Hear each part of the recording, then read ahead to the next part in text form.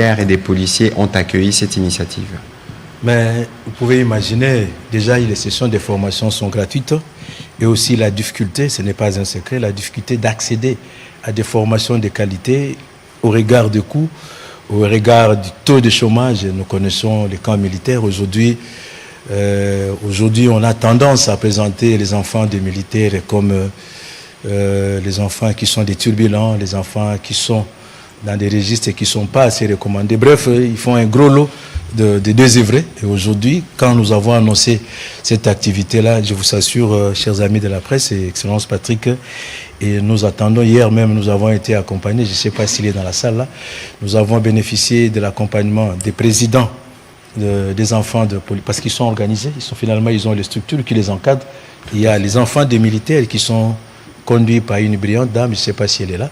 Et puis aussi, il y a les enfants des policiers qui sont conduits par un brillant garçon qui sont en train de... J'ai même été surpris de voir qu'eux-mêmes, ils ont commencé la campagne aujourd'hui parce qu'ils m'ont fait suivre les images qui sont passées aujourd'hui sur la RTNC, sur une tranche de télévision. Ils sont passés eux-mêmes déjà pour annoncer, ce qui fait voir tout l'intérêt que cette couche de la population apporte. Mais au-delà de tout cela, et ça renforce finalement le système de formation de notre pays parce que vous savez, mon ministère aujourd'hui est en train de se livrer à une démarche qui consiste vraiment à valoriser le métier, à démontrer que ce n'est plus une affaire de récupération des gens. Moi, j'étais étonné quand je me suis retrouvé dans le camp avec des préjugés que nous avons toujours de considérer que les enfants des militaires sont des gens qui n'ont pas étudié ou des policiers. Mais moi, j'ai trouvé les enfants bien éduqués, bien formés, peut-être en cours de formation, ils n'ont pas pu arriver à terme, mais bien ces formations-là viennent vraiment, et ça a été vraiment accueilli par même le maman, même les femmes, les épouses des militaires qui sont regroupées dans les associations des enfants et des épouses des militaires comme ça. Donc ils ont vraiment accueilli la formation et les attentes sont même allées au-delà, parce que nous avons projeté essentiellement pour les enfants d'abord, mais il y a aussi ce besoin de formation aussi pour les mamans, parce qu'ils nous ont laissé entendre, et les enfants aussi nous ont laissé entendre qu'il n'y a personne qui peut aimer les militaires plus qu'eux-mêmes, parce que c'est d'abord leurs maris et leurs parents, et donc ils nous ont fait comprendre cela. Donc la réceptivité, je vous assure, chers amis de la presse, c'est au-delà des attentes. Donc l'occasion pour moi de féliciter tous les gouvernements pour avoir soutenu cette activité-là, et surtout particulièrement le président de la République pour avoir encore donné une instruction de plus consistant à réhabiliter dans les trois camps militaires déjà identifiés dans un premier temps à Kinshasa pour commencer l'opération de réhabilitation et de construction. Et j'ai dit que ce n'est pas des histoires, ce sont des choses vraies. De toute façon, je crois qu'il y aura des images, ou s'il y a déjà des images que nous voyons. Ici, l'idée, c'est de rappeler que pour le président de la République, la priorité en cette période, c'est aussi de regarder le moral et le mental de nos militaires, de ceux qui s'engagent au péril de leur vie pour nous protéger.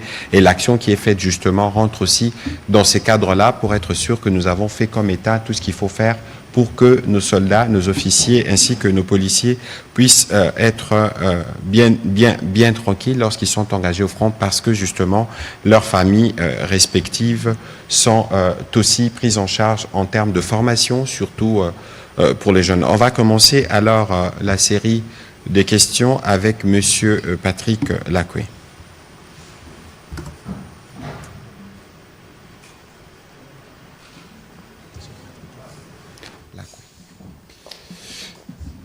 Excellence, merci pour la parole.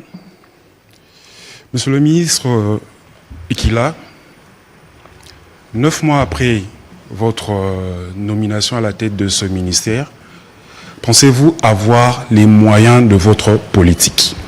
Puisque vous avez amorcé plusieurs réformes, mais sans unité génératrice de revenus dans votre secteur, pensez-vous avoir suffisamment de moyens pour mettre en place et exécuter votre politique? Dans le domaine de formation professionnelle, il y a cet aspect important, la certification. Pensez-vous arriver à mettre en place une procédure de certification de toutes ces formations que vous mettez en place? Et par rapport au sujet que vous abordez,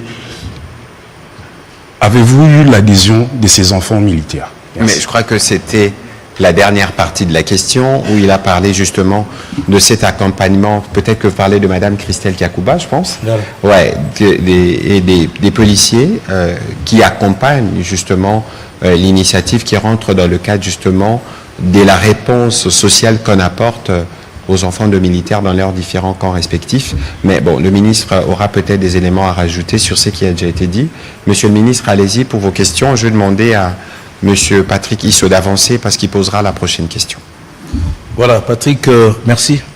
Je vois que vous suivez de près ce qui se passe au ministère de la Formation, tant mieux pour nous. Vous avez dit 9 mois après, oui, je dois être franc avec vous. J'ai trouvé un ministère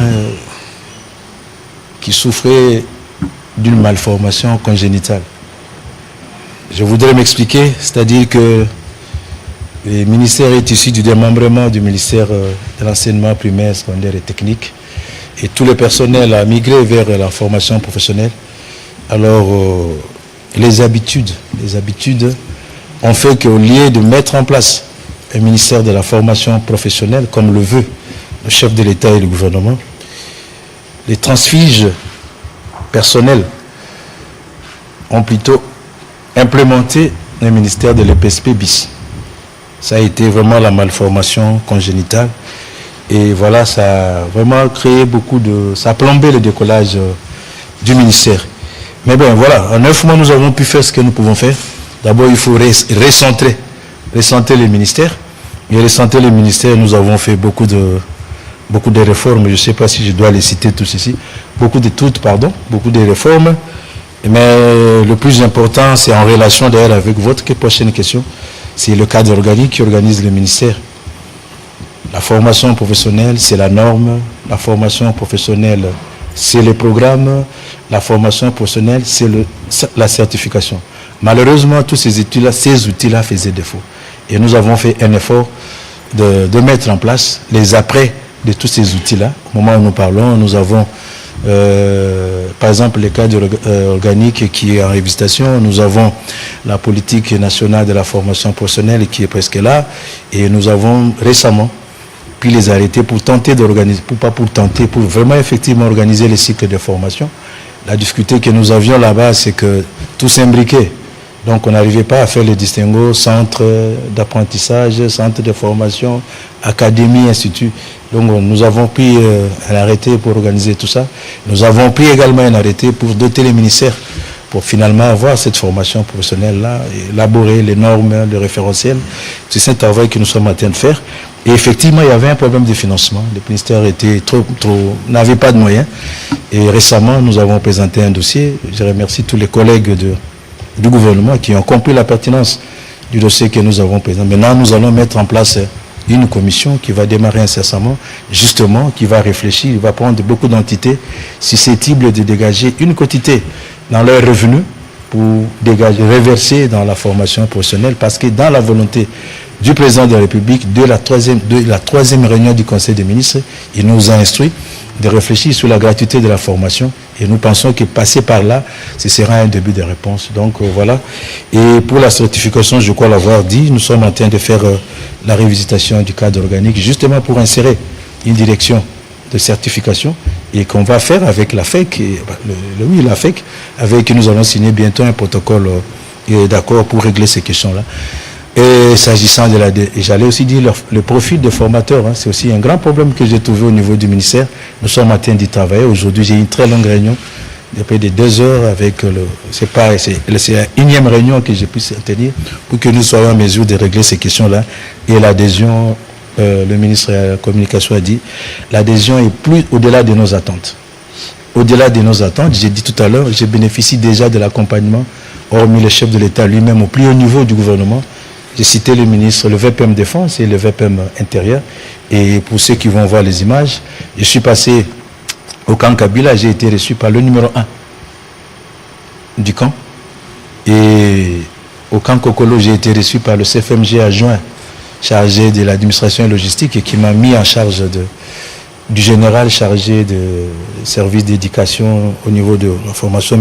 Et la même situation, nous l'avons trouvée. Il y a d'autres camps qui continuent de nous appeler et qui disent mais vous êtes passé chez les autres et vous n'êtes pas venu, pourquoi? Et même aujourd'hui, j'ai reçu encore d'autres. Maintenant, il y a des corporations au nom des libertés d'association. Il y a des corporations maintenant qui se créent. Et j'ai même déjà reçu des listes qui sont déjà en attente d'affectation. Je pense que l'adhésion, elle est totale, elle est massive. Et moi, je vais vous demander plutôt, par contre, de relayer l'information, de faire voir à nos frères qui sont au front qu'au niveau du gouvernement en général et particulièrement au niveau du ministère de la formation professionnelle, il y a une politique justement qui est prise en place, qui est mise pour tant soit peu alléger leurs charges quotidiennes et aussi booster le moral de ceux qui sont au front pour défendre l'intégrité territoriale de notre pays. Voilà un peu ce que je peux te dire de manière ramassée. Si tu as besoin de beaucoup de réformes, on va en parler dans les couloirs parce qu'il y en a tellement que voilà ce que je peux ramasser. De toute façon, le sujet de la formation professionnelle est un sujet pour lequel nous tous, nous devons véritablement nous approprier parce que, point n'est besoin de rappeler que des pays comme la Suisse, 70% de son personnel est issu justement du circuit, des différents circuits de formation professionnelle et que, au regard, loin d'ailleurs des préjugés, lorsqu'on regarde le ministère de la formation professionnelle, c'est un des ministères le plus importants lorsque vous regardez la masse des jeunes femmes et hommes qu'il faut former en République démocratique du Congo, au regard, au bien au-delà justement de la formation classique de l'école, de l'université, la formation professionnelle s'impose en véritable réponse pour des formations qui peuvent être certifiées, qui peuvent permettre très rapidement à des compatriotes d'apporter aussi leur part de contribution dans les combats collectifs. On va prendre les questions de M. Patrick Issot. Merci, Monsieur le Ministre, pour la parole nous accordée. C'est Patrick Issot pour le compte d'Over Pâturage Télévision.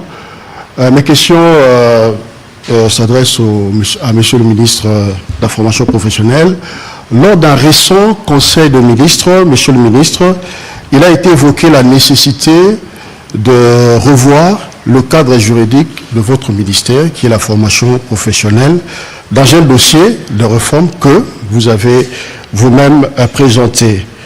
Est-ce qu'on peut en connaître davantage? Pouvez-vous nous dire de quoi il est véritablement question? La deuxième question, Monsieur le Ministre, nous avons constaté que votre ministère collabore beaucoup plus avec les privés. Qu'en est-il des institutions de l'État aujourd'hui, quand nous parlons de la formation professionnelle? Qu'en est-il de la construction des infrastructures de l'État congolais? Merci, Monsieur le Ministre. Merci beaucoup, Patrick. Ça fait longtemps qu'on ne s'est pas vu là. Je suis heureux de te revoir. Nécessité, je dis, il y a plusieurs réformes. Nous avons essayé de donner le maximum de nous-mêmes pour, tant soit peu, donner du corps, donc créer une nette scission entre le ministère de l'EPSP et le ministère de la formation professionnelle. Et je crois que je suis en mesure de le dire en toute modestie. Vous suivez l'actualité, je crois que depuis mon avènement, il n'y a plus cette guerre-là entre les PSP et la formation professionnelle. Je crois qu'il n'y en a plus. Parce que justement, nous voulons vraiment tracer une nette distinguo entre les deux ministères. Et ça, il s'agit vraiment parmi tant d'autres réformes que nous avons entreprises. Le cadre juridique, ça dit le cadre organique. Je disais à l'entame que le ministère héritait d'une malformation congénitale issue de la scission de deux ministères. Les amis qui sont venus de l'autre côté voulaient reproduire. Là-bas, vous avez l'inspection générale. Ici, il faut avoir l'inspection générale. Là-bas, vous avez des provèdes. Ici, il faut avoir des provèdes. Là-bas, vous avez des IPP. Ici, il faut avoir des IPP. Alors, nous, d'abord, nous voulons créer notre identité. C'est-à-dire avoir les appellations qui sont spécifiques à la formation professionnelle. Ce matin, je faisais une blague à mes provèdes. Je disais, mais si vous êtes deux provèdes en cours de chemin, un de l'EPSP et l'autre de la formation professionnelle, je vais donner 100 € à un provède, 10 provèdes qui va aller. C'est comme pour dire qu'il faut créer une nette distinction entre les deux ministères. Et aussi insérer les directions qui font défaut. Aujourd'hui, à la demande du président de la République, il se tient déjà au niveau du ministère de la formation professionnelle l'épreuve nationale de fin d'études professionnelles, NFEP. Mais malheureusement, les statistiques ne sont pas là. Or, le ministère de la formation professionnelle, comme le disait Patrick, mais c'est le ministère qui doit être à la base du développement de ces pays. Dans notre pays, nous avons, par exemple, j'aime toujours le dire, nous sommes un scandale géologique. Moi, j'aime plus dire un scandale minier. Mais combien donc de métiers de mine connaissez-vous, Patrick, grand journaliste que vous êtes? Il n'y en a pas. Dans notre pays, nous produisons la matière première, mais nous ne produisons pas la main-d'œuvre qui va avec. Et même quand le chef de l'État dit premier engagement, 6 millions d'emplois. Mais la base, c'est la formation professionnelle. C'est anormal dans notre pays, nous avons des emplois réservés aux Congolais, alors des petits métiers, des métiers de chaudronnerie, de maçonnerie, de carrelage, mais que lorsque les Congolais vont se présenter dans ces multinationales, dans ces sociétés multinationales, on leur dit que la compétence n'est pas là. Justement, il y a ces cadres-là qu'il faut défaut. Et le cadre qu'il faut défaut, essentiellement, c'est l'unicité des programmes. Aujourd'hui, chaque centre donne le programme selon son concepteur, il donne la formation. Nous voulons travailler à l'unicité. Et surtout les cadres, j'ai parlé de la norme. Vous en entendez parler, on dit qu'il faut faire ceci selon la norme européenne, n'est-ce pas? Mais nous n'avons pas la norme congolaise.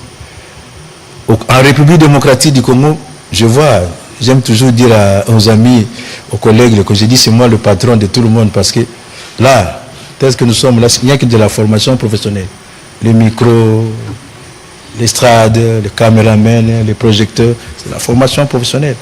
Mais quelle est la norme au Congo pour que nous disions, voilà, nous pouvons vous considérer comme un caméraman professionnel si vous respectez telle norme? Il n'y en a pas. Donc chacun, voilà pourquoi nous avons pensé la plus grande réforme, ou le plus grand aspect dans la réforme de ce cadre organique, c'est vraiment d'insérer le service de certification et puis de suivre les statistiques pour le placement. Aujourd'hui, dans notre pays, nous avons l'ONEM. Et l'ONEM, c'est un outil par excellence qui doit travailler avec le ministère de la formation professionnelle. Mais il y a cassure totale. Cassure totale. Donc, nous sommes en train de travailler sur ces questions-là pour que, donc, noter, en retenant, en résumé, que donc, le cadre de certification, c'est ce qui fait défaut et nous devons le mettre en place. Et puis, vous avez pleinement raison. J'assume, je travaille avec les centres privés, les centres dits privés, parce que là, le président de la République, de la deuxième réunion du Conseil des ministres, nous a instruit avec les collègues, le secteur de l'éducation dans son ensemble, et sur l'éducation pour viabiliser le secteur. Mais le secteur de la formation professionnelle aujourd'hui, dans le cadre public, mais elle est presque, j'allais dire même presque inexistante. Les responsables sont là. Quand je pose la question, citez-moi les centres viables. Ils disent excellence et c'est acceptable. Vous parlez français. Viable et acceptable. Vous voyez la nuance. Ils sont là. Et donc, voilà pourquoi nous avons dit il faut encourager le privé, le public à migrer, à suivre le modèle des privés. Parce que là, vous avez des profils des formateurs indiqués, vous avez les cadres viables et vous avez le matériel, l'équipement. Et la formation professionnelle, vous le savez, c'est plus l'équipement. Moi, je ne peux pas former un caméraman en faisant le dessin, puis ça s'arrête là. Non, il faut lui donner la caméra, et il voit tout ça. C'est ça, là. Et vous avez des centres de formation professionnelle, cette fois-là, chez Public. Auto-école, mais il n'y a pas un véhicule d'apprentissage là. Donc nous sommes en train d'entamer ces réformes-là. J'ai initié des descentes souterraines. On est en train d'identifier justement pour leur donner du contenu et leur donner, respecter la norme de formation, avoir les bons formateurs. Et je profite, vous avez dit les centres, justement. Voilà pourquoi nous avons même entamé cette grande politique de construction des centres de l'État. Parce que nous avons, excusez-moi, ces fiascos de la formation dans le secteur public, justement parce que l'État, j'ai dit, le ministère scindé, il fallait commencer. Je comprends, moi je salue l'ingéniosité de ceux qui avaient pensé qu'il fallait quand même que le ministère commence. Ils ont commencé comme ils pouvaient commencer, mais maintenant là il est temps de mettre de l'ordre et de nous rattraper. Et donc nous sommes en train d'exécuter un vaste programme du gouvernement, conçu par mon ministère bien entendu, pour d'abord la construction des grands instituts de formation professionnelle. Je disais chez tous nous ici, tout le monde dit centre de formation. Et pourtant, dans la formation professionnelle, il y a toute une catégorisation, une hiérarchisation des niveaux. Vous avez les centres d'apprentissage, les centres de formation, les académies. Maintenant, avec la réforme, parce qu'avec l'intelligence numérique, digitalisation, nous avons créé les centres professionnels et technologiques. Donc, nous devons avoir tout ce matériel-là pour suivre. Donc, il faut construire le matériel, les centres de l'État. Donc, nous devons construire les moyens dans 17 centres. 17, quand je dis instituts, c'est-à-dire les niveaux les plus élevés de la formation. Et nous avons sur papier à peu près déjà 39 centres de formation à construire. Et l'idée pour moi, c'est que les centres qui nous aident tant soit peu restent au niveau des centres d'apprentissage et les apprenants qui vont sortir de là vont monter pour parfaire leur effort. Voilà un peu ce que je peux vous dire rapidement sur ces sujets-là. Alors, on va prendre la prochaine question avec M. Marlon Kachamou et puis ce sera Patrick Lokala. Bonsoir. Mes deux petites questions sont adressées au ministre de la Communication et des Médias. C'est en rapport avec le secrétaire d'État américain, Ronny Jackson, qui participait à une audition. Le congressman américain. Le congressman américain, le secrétaire américain. Donc, il participait à une audition intitulée, j'ai lu l'intitulé de cette audition, Métaux, minéraux et exploitation minière, comment les PCC alimentent les conflits et l'exploitation en Afrique. Vous êtes ministre de la Communication et des Médias, mais également porte-parole du gouvernement. Quels commentaires pouvez-vous faire? Parce que je suis sûr et certain que vous avez suivi religieusement ce qu'il a déclaré. Quel est votre commentaire? Ça, c'est la première question. La deuxième question, c'est en rapport avec l'atelier du concert des solidarités Congo prévu le 7 avril 2025 à Paris, qui est menacé, vous le savez, par les réseaux rwandais. Vous, M. Patrick Mouyaya, comment réagissez-vous à cette situation? Parce que les Rwandais s'organisent même en dehors de leur pays pour contrecarrer tout ce que les Congolais font pour aboutir à des objectifs bien précis. Qu'est-ce que vous, à votre niveau, vous faites pour que nous, aussi Congolais, puissions contrecarrer cette menace des Rwandais? Merci. Alors, merci. Je veux commencer par la deuxième question. Vous avez vu, lorsqu'on a commencé cet exercice de redevabilité, on a parlé de Congolais Téléma. Et ici, moi, je voudrais plutôt saluer et féliciter nos artistes. Je ne voudrais pas considérer que c'est une réponse que nous avons lancée à la campagne Congolais Téléma, forcément, mais c'est une initiative qui montre dans le monde entier que les Congolais, comme nous aimons à les dire, peuvent s'élever et contribuer et se battre, contribuer à la fin de cette guerre avec ce qu'ils ont, avec ce qu'ils font.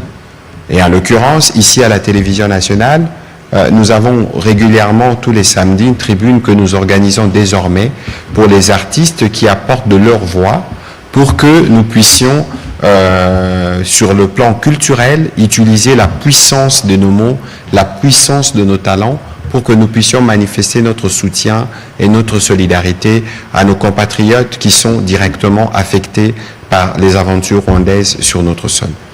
Ça, c'est un premier point. Dans un deuxième point, il faut ici noter, d'après mes échanges avec, que ce soit avec Charles Dabou ou Elvis Adidiema, qui sont derrière l'organisation de ces grands événements, il y a eu des concertations. Des concertations d'abord avec les artistes qui ne sont pas spécialement des artistes congolais, parce qu'on parle de noms comme Angélique Kidjo, qui veulent s'associer à cette initiative de solidarité et qui n'est pas du tout à politiser, des artistes qui veulent se mobiliser pour venir en soutien à un peuple meurtri. Donc vous voyez déjà que l'initiative, le fondement de l'initiative est louable. Mais ce qui politise justement cette idée qui ressort justement de l'initiative des artistes congolais, c'est l'attitude du Rwanda qui veut transformer un événement de solidarité en un événement politique.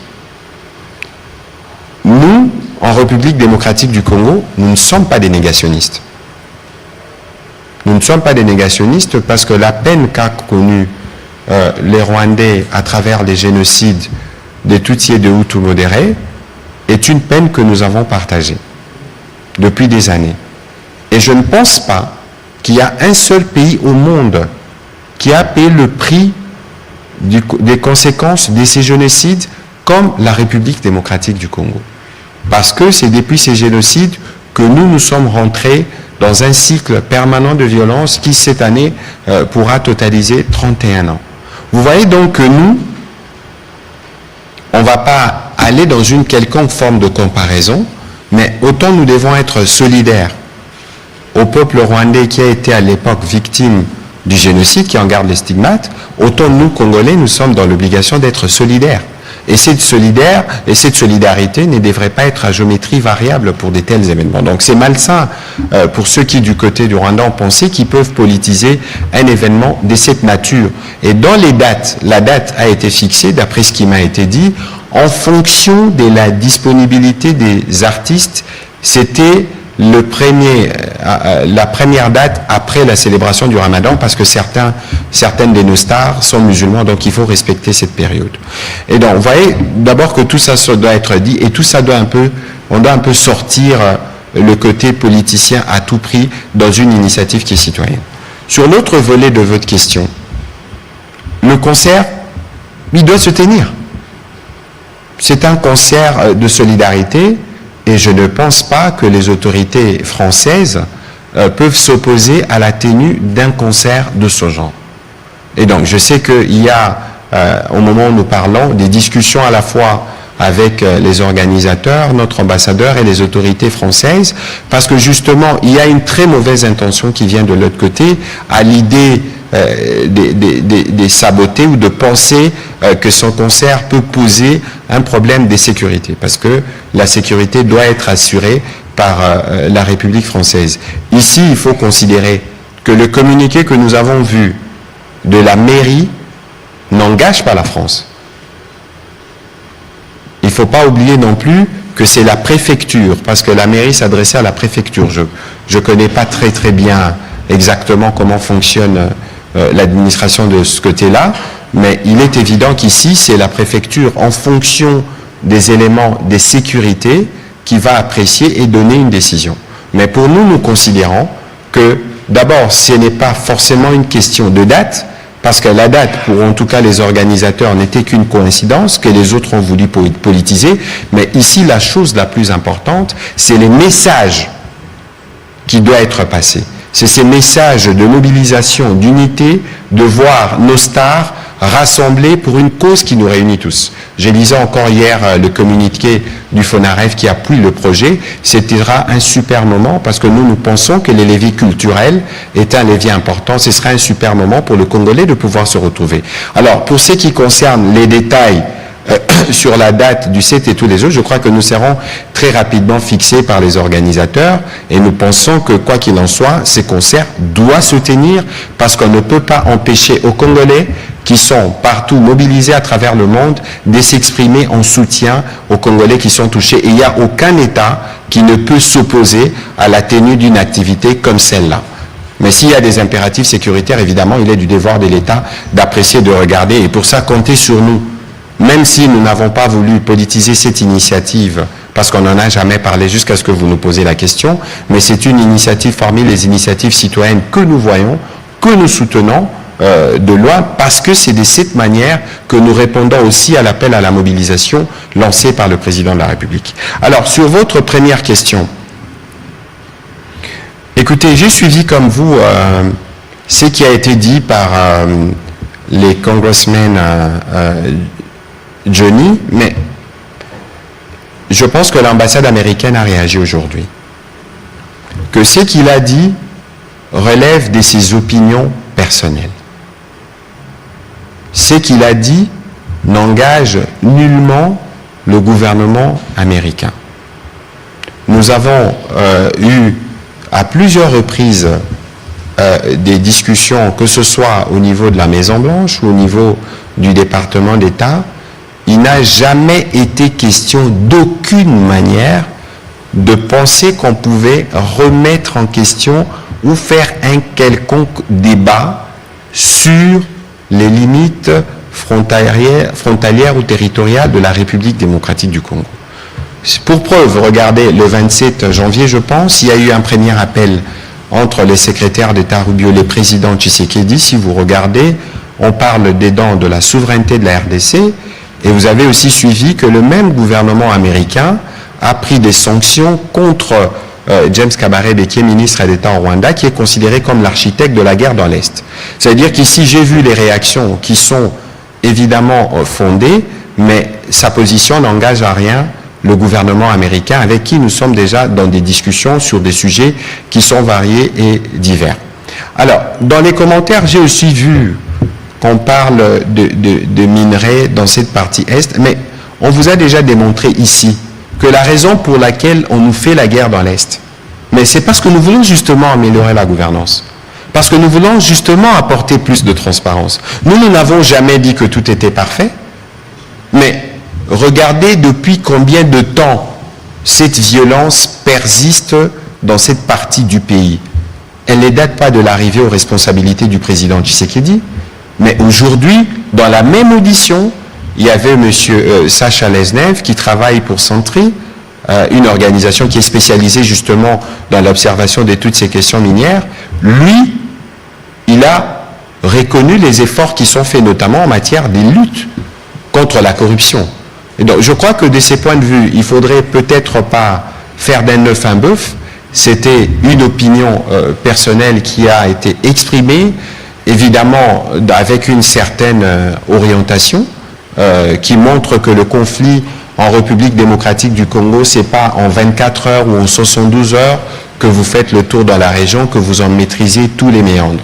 Et pour ce qui nous concerne, soyez sûrs qu'en termes de réponse, bien au-delà de la réponse américaine qui a été donnée aujourd'hui au niveau de l'ambassade, donc ces propos n'engagent pas le gouvernement américain, mais il y a, au-delà de ce que nous disons ce soir, des initiatives qui seront prises dans l'essence du congressman ou du parlementaire américain pour lui apporter davantage des informations, pour l'édifier sur la véritable situation dans la République démocratique du Congo, parce que ce que nous vivons actuellement, c'est une agression qu'il faut condamner. Ce que nous vivons actuellement, c'est une catastrophe humanitaire pour laquelle le monde doit donner des réponses. J'aurais bien voulu qu'il y ait des mots qui soient dits aussi pour ces aspects, bien au-delà du constat qu'il a fait et de l'histoire qu'il a malheureusement mal racontée, parce qu'il s'est fait malheureusement les relais de ceux qui lisent mal l'histoire et de ceux qui pensent qu'ils peuvent travestir l'histoire pour satisfaire leurs intérêts politiciens. Ce n'est pas sûr que cela puisse arriver, parce que nous, derrière le président de la République, nous sommes mobilisés pour protéger chaque centimètre carré de notre territoire. Merci. On va prendre les questions de M. Patrick Lokala. Merci beaucoup, Excellence, Monsieur le Ministre. Je m'adresse au ministre de la Formation professionnelle. Monsieur le ministre, j'ai suivi beaucoup de débats, notamment au niveau de l'Assemblée nationale sur votre ministère.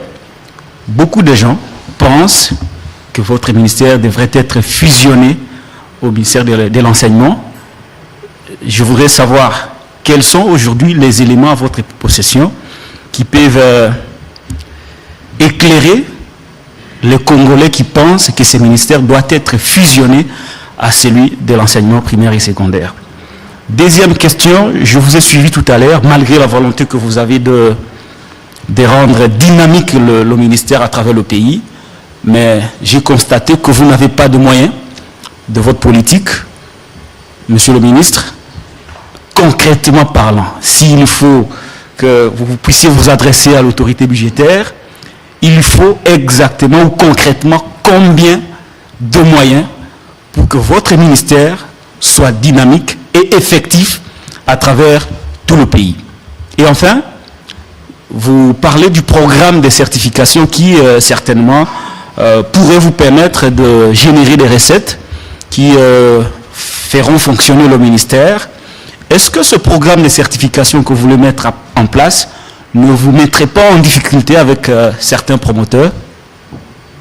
Alors, j'aurais voulu que vos questions trouvent, justement, peut-être que le ministre, dans ses réponses, trouvera une corrélation, parce que ce soir, nous avons voulu faire un focus, non pas forcément sur le ministère de la formation professionnelle spécialement, mais sur la spécificité de ce qui est fait par rapport aux dépendants de militaires. Monsieur le ministre, donc, je compte sur vous dans la réponse pour mettre cela en corrélation, pour que cela soit bien compris.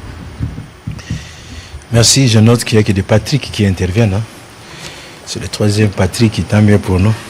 C'est la journée des Patrick. Débat, mais vous allez dans le sens contraire de ce que moi je veux. À moi que j'ai mal compris. Moi j'ai dit, depuis mon accession au ministère, je suis en train de me vertuer pour démonter la nette distinction entre le ministère de la formation professionnelle et le ministère de l'enseignement primaire, secondaire, aujourd'hui, l'éducation nationale. Si j'ai bien compris, vous me dites, mais quels sont les arguments qui sont à ma faveur pour la fusion? Mais moi, je ne suis pas pour la fusion. Moi, je suis justement pour la séparation nette. Je vais prendre quelques secondes pour vous démontrer que ce sont deux ministères différents. Prenons dans le secteur aéronautique. Tout ce qu'il y a comme métier aéronautique. Vous ne trouvez pas ça, l'enseignement classique, n'est-ce pas? Le métier aéronautique, c'est-à-dire le pilote, les stewards, les hôtesses, les chefs d'escale, les techniciens d'escale, vous ne trouvez pas ça là-bas. Quand je prends dans le secteur foncier, je prends les arpenteurs, les agronomes, les géomètres. Vous trouvez ça où? Restons dans cette salle, les caméramens, les régisseurs d'antenne, comment on appelle ça, les éclairagistes, excusez-moi si j'ai... Voilà. Ouais, éclairagiste. Voilà, vous ne trouvez pas ça là-bas. Je vais dans le métier, dans un secteur que je connais assez bien, le métier aéroportuaire, les grutiers, les gens qui doivent transporter le matériel du bateau vers les entrepôts, vous les trouvez où? Vous les trouvez où? Je ne vais pas être prolixe dans le métier. J'ai parlé tout à l'heure de métier de mine, les ajusteurs, les soudeurs, les chaudronniers. Vous les trouvez où? Vous les trouvez où? Pour ne rester que là. Sinon, je peux en faire toute une litanie. Si vous allez, par exemple, dans le secteur du tourisme, les guides touristiques, vous les trouvez où? Je vais aller même dans le secteur de la santé. Vous avez des techniciens de santé, des techniciens de laboratoire. Les gens qui doivent nous réparer, comment on appelle ça, les microscopes, les IRM, les radios. Vous les trouvez où? Je comprends que, excusez-moi Patrick, vous représentez ceux qui pensent que la formation professionnelle, c'est maçon, carreleur, peintre, ça s'arrête là. Je constate que vous êtes encore dans ces... Je vous prie de vous repentir. C'est au-delà de ça. C'est au-delà de ça, excusez-moi mon ami. Donc la formation, c'est dans tous les secteurs. Si vous voulez comprendre la formation professionnelle, notez que dans chaque activité de la vie, chaque domaine de la vie, tous les métiers qui vont avec, c'est ça de la formation professionnelle. Je vais dans le secteur de la justice, cher au ministre d'État Moutamba. Mais les huissiers, les greffiers, vous les formez où? Vous les formez à l'enseignement classique? La réponse est le non. Voilà pourquoi j'ai dit que je suis là, je veux mettre une nette distinction. Même l'armée, vous savez qu'on appelle ça le métier des armes. L'armée pour les qui nous réunit aujourd'hui, Congolais, Téléma. L'armée, on appelle ça métier des armes. Et donc, ce sont deux ministères. Et dans le cadre des réformes, d'ailleurs, je vous annonce que nous avons entrepris des démarches. Nous avons pu obtenir que dans ce pays, désormais, que nous puissions avoir ce qu'on appelle groupe thématique formation professionnelle à part, à côté de l'éducation. Nous avons pu aujourd'hui mettre en place un groupe interbailleur au niveau international, rien qu'à la formation professionnelle, rien à voir avec l'enseignement. Donc nous sommes aux antipodes. Vous êtes de ceux qui pensent qu'il faut fusionner. Moi, je suis de ceux qui pensent que ce n'est pas la même chose. Et avec le petit exemple ici, je viens de vous démontrer que ce n'est pas la même chose. Si je vais former un grutier, les gens qui sont au port, ils prennent le grue là pour descendre. Ce n'est pas l'enseignement, ni à l'ISTA, ni à l'IBTP, vous trouvez ça. Ce n'est pas là-bas. Donc il y a des enseignements spécifiques. Et la différence encore, les enseignements, je ne voudrais pas aller au niveau le plus élevé là, même s'il faut aller au niveau le plus élevé. Mais le niveau le plus élevé de la formation professionnelle, c'est Bac plus 2. Ça n'a rien à voir avec les 7 ans de la médecine, ou les 10 ans de la polytechnique. Donc ce sont des choses contrairement différentes. Vous avez parlé des moyens, cher Patrick, vous avez parlé des moyens. Quelle est la dynamique, tout ça. Mais oui, mais c'est pourquoi nous parlons de réformes. C'est comme ça qu'il faut saluer aujourd'hui le gouvernement qui se met en place. Et comme l'a dit le ministre de la Communication, le ministre Patrick, ces moyens-là, moi je n'ai pas dit que, j'ai dit que les moyens alloués par l'État, il y a le budget de l'État qui donne des moyens. Mais au regard de l'ampleur de la tâche, rien que l'équipement, mais la formation professionnelle coûte plus cher que l'éducation classique. J'ai visité un centre ici au niveau de Willery. Ils forment les gens. Mais pourquoi on a du mal à vous croire? Non, parce qu'ils ils doivent se repentir. Et donc, la formation professionnelle déjà coûte plus cher. J'ai un centre, je suis en train de me vertuer pour que son Excellence, Monsieur le Président de la République, l'inaugure au plus tard au 30 juin. Ce sont mes prières. C'est à Kolosi, dans la commune de Dilala. Et là, nous voulons mettre essentiellement des métiers liés aux mines dans notre pays. Tu ne trouves pas ça dans l'enseignement classique, les mines. Tu vas trouver en géographie, la République démocratique du Congo, les mines, on te donne les points, on te dessine. Mais on ne te dit pas qui doit extraire. Tu les trouves où là? Et le métier là, nous ne l'avons pas chez nous. Et pour avoir un centre qui a les équipements qui doivent être... Vous voyez les gros camions là qui travaillent dans les mines? Rien que ces camions, un seul camion là, poser les prix. Et nous devons avoir ces camions là dans les centres. À la limite, l'air simulateur. Et donc, même l'enseignement professionnel coûte plus cher que l'enseignement technique. Plus cher. Rien qu'au niveau de l'équipement. Rien qu'au niveau de l'équipement. Parce qu'il faut des équipements appropriés. Voilà pourquoi j'ai dit, les budgets que l'État alloue, de loin inférieurs par rapport à nos besoins. Et je disais tout à l'heure, nous avons mis en place des mécanismes et cela va aboutir justement pour que ces secteurs puissent bénéficier de plus de moyens. Et je disais ici en rapport avec la formation des dépendants des militaires, non seulement qu'ils vont suivre la formation, mais ils doivent passer les épreuves qui sont encore organisées pour valoriser le métier qu'ils font. Ils doivent suivre le métier. Il ne suffit pas qu'ils fassent... moi, je n'aime plus parler de maçonnerie, tout ça. J'ai pris... attendez, je regarde Centre Nguia. Excusez-moi, Centre Nguia. J'ai mis combien d'enfants de militaires là-bas? Centre Nguia... voilà. J'ai mis 15 enfants de militaires là-bas. Qu'est-ce qu'ils font là-bas? Ils font l'installation web. Ils font les réseaux... ils font l'installation web. Ils font la vidéosurveillance et contrôle d'accès. Ça, c'est de la formation professionnelle. Tu ne trouves pas ça dans l'enseignement classique. Et ces enfants-là, il ne faudrait pas qu'ils sortent comme ça. Nous leur décernons des titres. Et pour réaliser tout cela, il faut 2 moyens. Donc nous voulons valoriser une couche sociale, non seulement parce que c'est en temps de guerre, c'est vrai la guerre, mais c'est le devoir de l'État, l'obligation constitutionnelle de l'État d'apporter l'éducation et la formation dans son ensemble. Vous avez également parlé des certifications. Non, je ne vais pas avoir de problème. Au contraire, je vais apporter des réponses. Je l'ai dit tout à l'heure ici. C'est un exemple que je donne toujours. J'en discute souvent avec la ministre Irène Sambo, si elle me suit. Les personnes vivant avec handicap. J'ai rencontré 2 apprenants issus des centres où on apprend le langage de signes. Des signes. Mais 2 qui ont fini le même niveau, ils se parlent mais ils ne se comprennent pas. Authentique. Mais justement parce qu'il n'y a pas ces cadres-là. Donc chacun fait ce qu'il veut, ce qu'il veut. Et moi, je ne veux plus que nous puissions avoir cela. Voilà pourquoi au début, je crois que c'était la première question, j'ai parlé, désormais, nous devons avoir la norme. C'est-à-dire qu'un enfant de militaire qui fait, par exemple, la vidéosurveillance, ici à Kinshasa, mais quand il quitte, quand il sort de ces centres-là, j'ai cité le centre Nguia, qui est effectivement un centre privé, mais il doit avoir la même norme dans son domaine avec l'enfant qui a fini en Afrique du Sud. Aujourd'hui, notre pays est adhéré à la norme africaine, mais nous-mêmes, nous n'avons pas notre norme. Voilà pourquoi nous mettons ces référentiels-là. Et donc, l'idée ici, c'est de démontrer socialement les réponses qu'il a. Je disais tout à l'heure, la formation professionnelle, c'est le ministère qui a les réponses à toutes les problématiques nationales de notre pays. Nous déplorons les embouteillages, n'est-ce pas? Quelle est la qualité du chauffeur que nous avons mis au volant? N'est-ce pas? Formation professionnelle. Quelle est la qualité du chauffeur? Nous tous ici, nous disons, voilà, à Kinshasa, les routes, 2 mois après, Madofolo, c'est ça, non? Et tout le monde, la réflexion, surtout nous qui parlons français, c'est de dire, non, voilà, l'entreprise a détourné, le ministre a demandé la rétrocession. Mais moi, je pose toujours la question, quelle est la qualité de maçon que nous avons mis là-bas? Quelle est la qualité de ferrailleur que nous avons mis là-bas? Nous sommes tous les premiers à dire, ville de Kinshasa, vraiment, sanitaire, pour la... Nous le disons nous tous.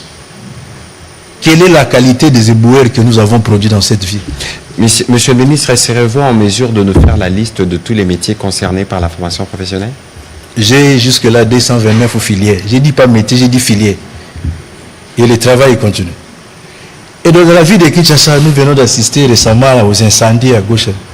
Combien de sapeurs-pompiers avons-nous formés? Formation professionnelle. Mais nous sommes l'une des rares villes dans le monde, je l'ai dit. Et vous le savez, tu peux quitter au revoir Kinshasa, tu passes par Delvaux, tu prends le boulevard du 30 juin, tu arrives gare centrale, tu remontes, tu n'as pas de fleurs sur le boulevard. Combien de paysagistes avons-nous formés? Mais continuez l'exercice vous-même. Monsieur le ministre, on doit progresser. Et voilà. Donc, j'ai compris que... Donc, toutes les réponses au développement de notre pays ici, ça passe. Donc, c'est l'un des grands ministères que notre pays a aujourd'hui. Et nous remercions le chef de l'État de nous avoir donné cette place-là pour avoir l'énergie, n'est-ce pas, d'apporter les réponses. Mais, comme l'a dit Patrick, le ministre de la Communication, si on peut se recentrer aussi sur des questions des enfants de militaires, parce qu'on est là dans le cadre de la campagne Congolais Téléma. Et nous, dans notre ministère, nous avons décidé des télémas pour les enfants des militaires, pour leur donner de l'espoir, pour remonter le moral de nos troupes qui sont en proie aux velléités d'agression, sinon l'agression proprement dite de notre pays. Voilà un peu. Alors, nous allons prendre les dernières questions en série. Il y aura 3 en français et 1 en lingala, avec M. Jacques Moulouba, Madame Micha, et on terminera avec M. Pascal Moulegua pour la série de questions en français, et Jimmy Mukendi clôturera en lingala. Merci, Monsieur le ministre de la formation professionnelle. Le ministre de la Communication m'a aidé à vous poser la question sur les différentes filières. En tout cas, c'était la question principale. Les filières dans lesquelles vous avez logé les dépendants des policiers et de militaires, sur les 1500 qui sont en formation depuis le mois de février. Mais au-delà de ça, vous avez trouvé un ministère avec une malformation congénitale. Le mot vient de vous, Monsieur le ministre.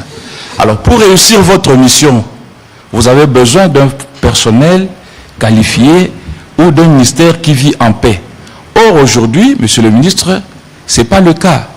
Il y a des agents qui ont été recrutés par certains cadres et qui réclament aujourd'hui être payés. Ça crée de la zizanie, peut-être au point d'entamer cette formation en rapport avec Congolais Téléma. Vous êtes au courant? Qu'est-ce que vous en pensez? Vous avez une solution? Et au-delà de cela, plutôt, il y a des agents qui doivent faire le travail. Ils sont à combien dans votre ministère?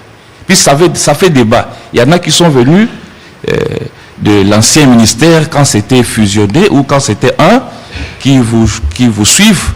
Il y a combien d'agents et combien sont payés? Alors, une question d'actualité avec le ministre de la Communication et des Médias. Nous avons appris aujourd'hui, le chef de l'État était à Luanda pour rencontrer son homologue. Je ne sais pas s'il est déjà rentré. Et c'est une rencontre qui va se tenir après la rencontre de Doha, qualifiée d'aucuns comme une séance qui a mis dans le placard ou au cimetière le processus de Luanda et de Nairobi. Ça ne vient pas de moi, c'est l'opinion qui pense ainsi, une certaine opinion qui pense ainsi. Merci. Je suis précis en tant que journaliste.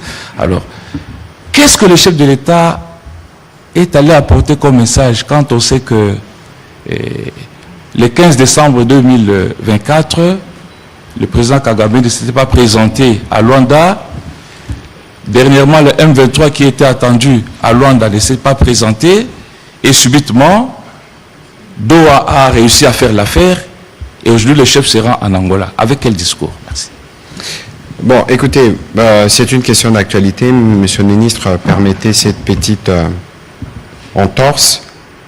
Bon, je pense que le ministre des Affaires étrangères angolais a fait une communication au terme de la réunion qu'il y a eu entre le président de la République et le président angolais, son homologue João Lorenzo. Je crois que le président est déjà rentré à Kinshasa.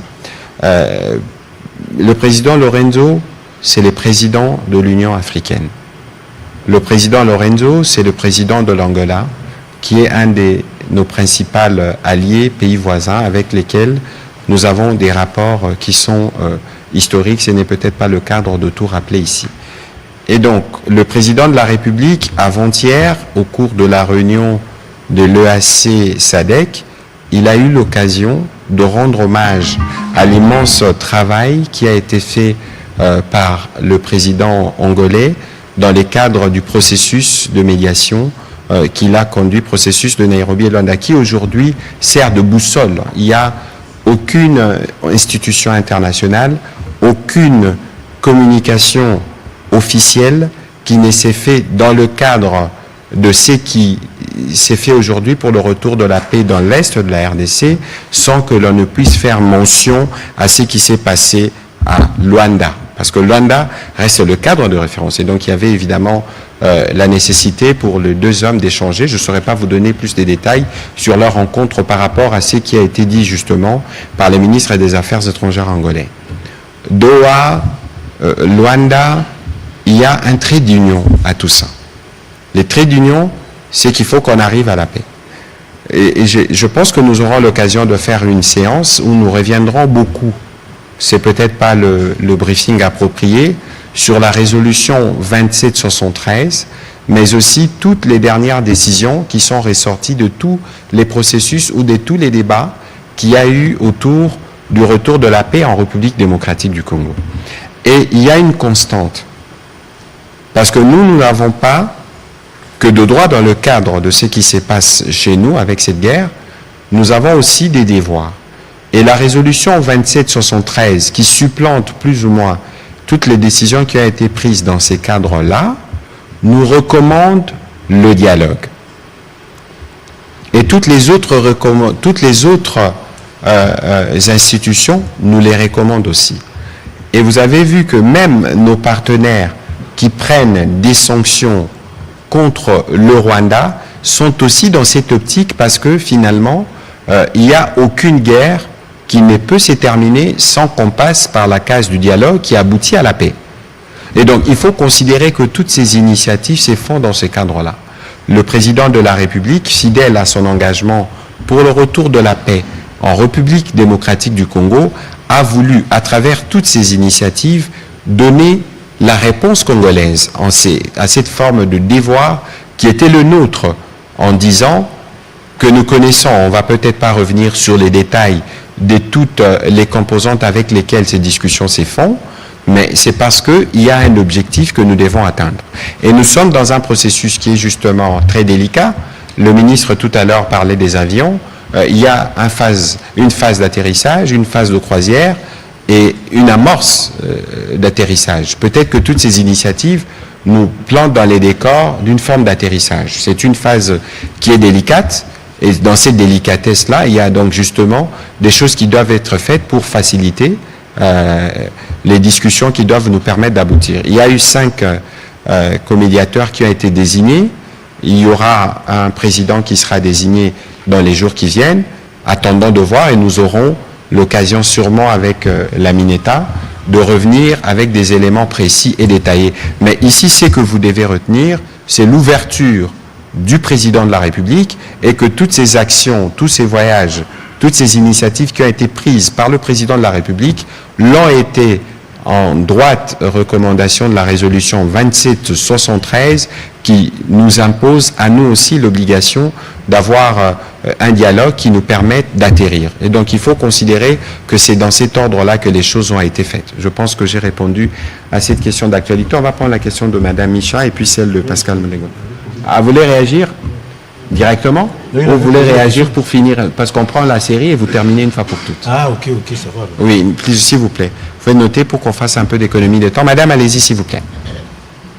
J'espère que vous n'aurez pas une question d'actualité. Non, excellent. Merci, Excellence. J'ai 3 petites questions. Je m'adresse au ministre de la Formation professionnelle.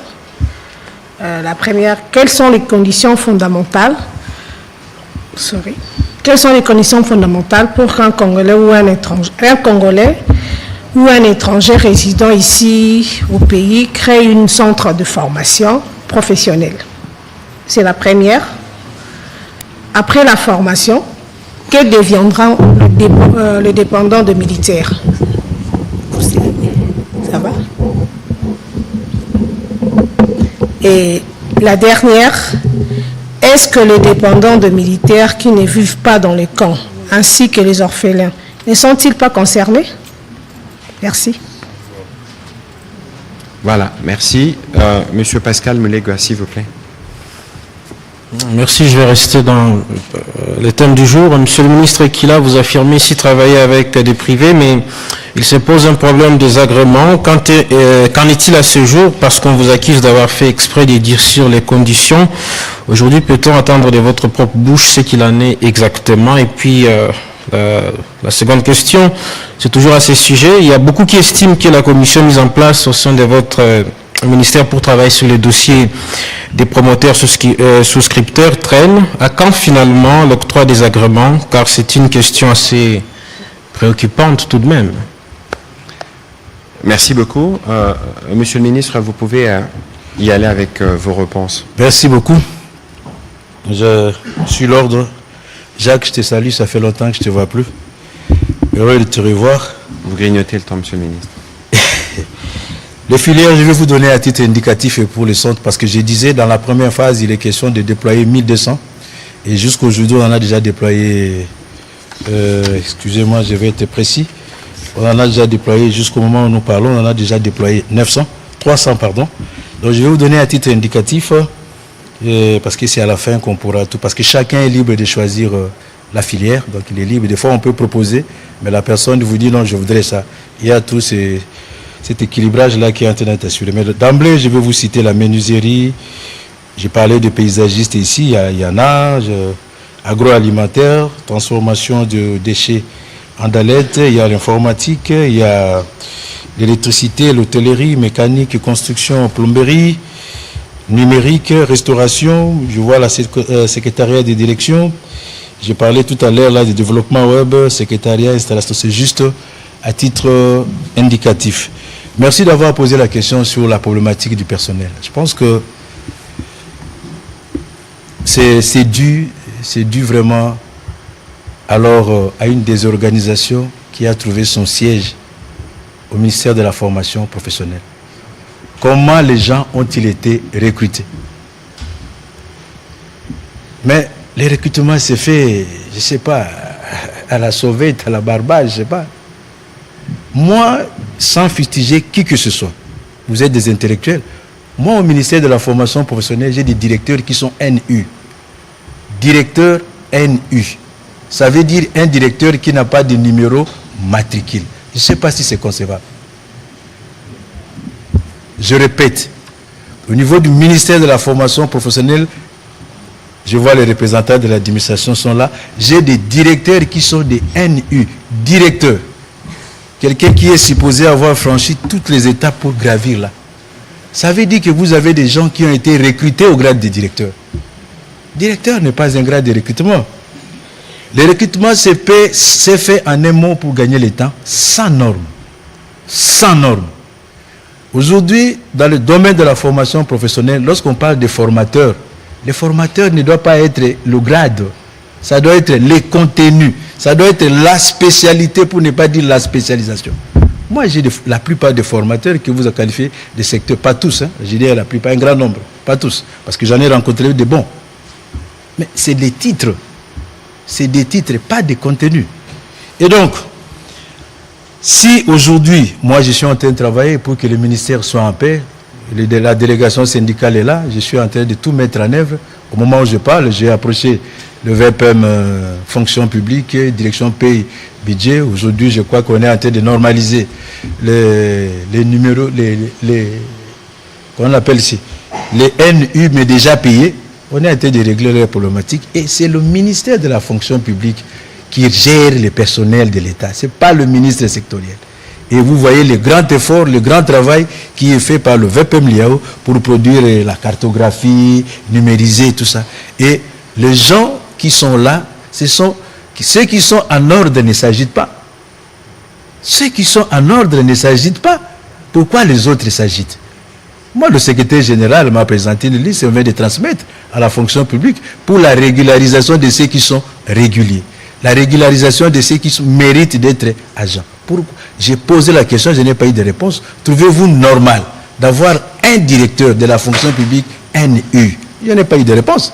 Et donc, ces questions-là, moi, je pense que nous sommes en train de mettre la paix au sein de notre ministère. Ce sont des agitations. Et le travail des réformes de l'administration, c'est un pilier du gouvernement et cela est en train d'être exécuté.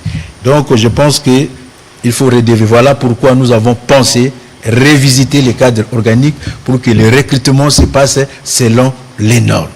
Et donc, sous ça, je pense que, merci d'avoir posé cette question-là. Le ministère de la formation professionnelle aujourd'hui, c'est un ministère qui est en paix. Les NU sont en train d'être régularisés. J'ai même été avec la secrétaire générale aujourd'hui qui m'a laissé entendre qu'il y a encore les NI qui ne sont pas encore pris en ordre, en compte, ils seront pris. Mais comment sont-ils déclarés? La République ou le gouvernement subit les agents qui ne recrutent pas, vous devez le savoir. C'est-à-dire qu'un coordonnateur, un promoteur d'école, c'est lui qui posait la question si je serais en déphasage avec les promoteurs. Eh bien, je suis prêt d'être en déphasage. Ce n'est pas je, c'est le gouvernement. Oui, mais pourquoi? Parce que l'État promulgue son budget annuel. On connaît le principe d'annualité du budget. Pendant ce temps-là, mon collègue, mon ami qui a posé la question d'agrément ici. Mais quand vous donnez les agréments, ça suppose que vous permettez aux personnes extérieures au ministère et à la fonction publique de recruter les agents pour le compte de l'État. Ils seront payés comment? C'est ça le vrai problème. Ils seront payés comment? Le budget dit, pour une année, tu as 200 000 francs congolais. Et vous m'amenez les personnels qui est recruté encore, qui ne sont pas pris en compte. Et ça se répète comme ça. Chaque fois que vous signez un arrêté d'agrément, vous créez des charges qui ne sont pas prises en compte. Vous payez ces gens-là comment? Et, excusez-moi, je vais parler comme un bon quinois, Isa Soukanakob, cette affaire-là. Et j'ai dit avec moi au ministère, faites-moi un gros plan, Kopouana et Sili. On y met fin. Fin alors, fin. Parce qu'il y a des arrêtés, le ministre signe des arrêtés gratuitement, mener des investigations. Mais au niveau de l'administration, là, les arrêtés sont commercés. $1000, 1200. Toutes ces agitations-là, c'est parce que ma poche est comme vide. Ce sont des vérités aussi, nous devons nous les dire. Et donc, c'était la première question. Conditions, oui, j'ai renforcé les conditions, ma soeur. J'ai renforcé les conditions justement parce que nous devons viabiliser la formation professionnelle. Et cause de la sous-copité. J'ai rencontré un prophète qui m'a dit, zone éducationnelle, qui ne sentait. Je lui ai posé la question, tu as combien d'écoles sous ta juridiction? Il me dit 1200. 1200. Je lui pose la question, mais dans l'enseignement formel, c'est-à-dire EPSP ou Éducation nationale, les écoles les plus en vie dans la ville de Kinshasa, vous pouvez les citer, non? Au bout des doigts, n'est-ce pas? Boboto, Eli, n'est-ce pas? Au bout des doigts. Mais dans un secteur-là, nous en avons 1200. Et mais quand vous posez les questions, ce sont des écoles sur papier. Dans l'arrêté, tout simplement parce qu'au ministère, comme on a dupliqué le PSP, on a créé l'équivalent de Dinakopé ou de ces. C'est ça? Dinakopé qui est Sénacpef, où on doit aller recruter les gens pour le payer. C'est-à-dire chacun doit déclarer un grand nombre de personnels. D'ailleurs, la plupart sont des fictifs parce qu'ils s'attendent que l'État gère le pays. Monsieur le ministre, on va conclure. Il y a un problème de sagesse. C'est une question vraiment importante. Vous avez bien fait de la politique. Donc, j'ai renforcé les conditions. Il faut avoir aujourd'hui une personnalité juridique du ministère de la Justice. Il faut avoir les établissements viables, je dis bien viables, pas acceptables, et il faut avoir l'équipement, il faut remplir les normes pour les conditions. Vous avez dit pour les apprenants, qu'est-ce qui deviendront après? Je l'ai dit, d'abord la première chose que nous sommes en train de faire, c'est de leur permettre de passer le concours qui est organisé par le ministère. Et je suis en relation avec certains établissements qui nous ont promis d'accorder le stage professionnel.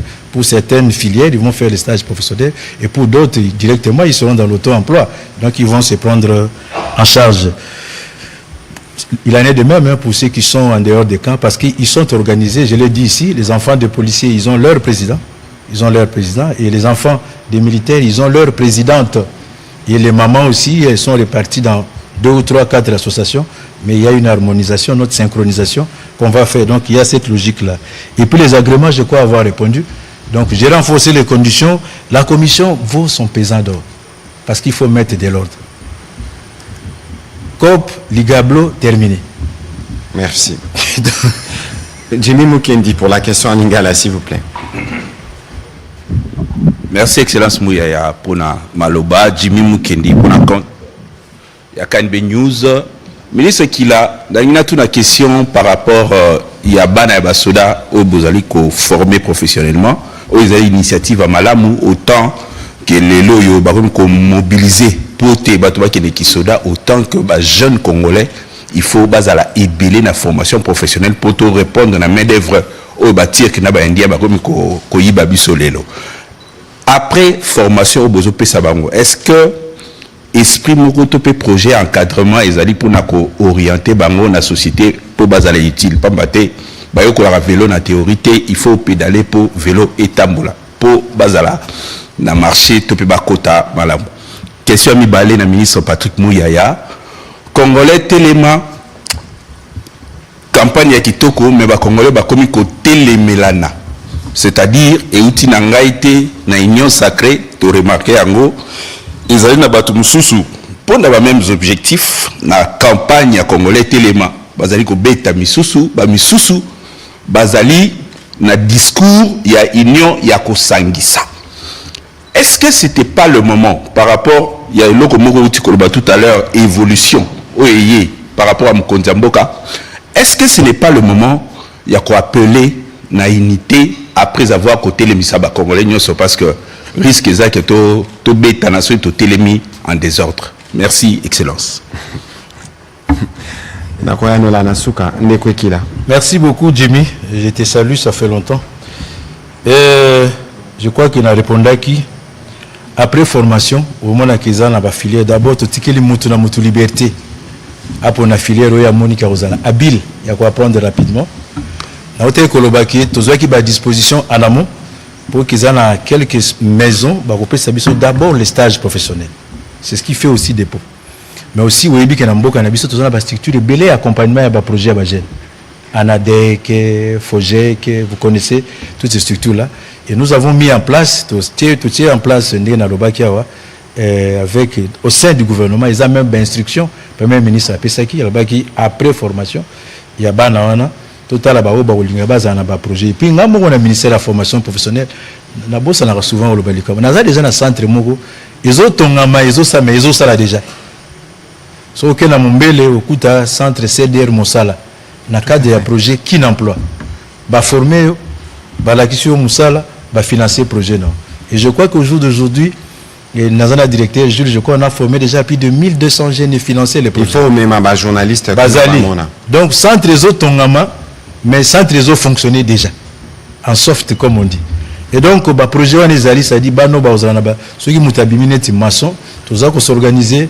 Bazo ba kit na bango ya sortie soga bimi médusé tozo ko s'organiser bazo kenda par exemple net ba surveillance ba tout ça ba centre ba kenda ba formation ils a même na misusu ba kenda ba filière aéronautique basé ko la bina avion zaka pilote té avion za marambe belé et puis en résumé pour gagner le temps et donc baza pe na ba stage professionnel basé un mécanisme et un financement à projet. Et j'ai dit sincèrement, ils allaient qui vraiment une recommandation en plein conseil à Premier ministre. Donc nous allons travailler, ministère de la formation professionnelle, avec l'institution nous surtout au bazo appuyer l'accompagnement parce que nous surtout à la même talenté et commission ils ont déjà opérationnel. Voilà un peu ce que je peux dire rapidement Jimmy la question là.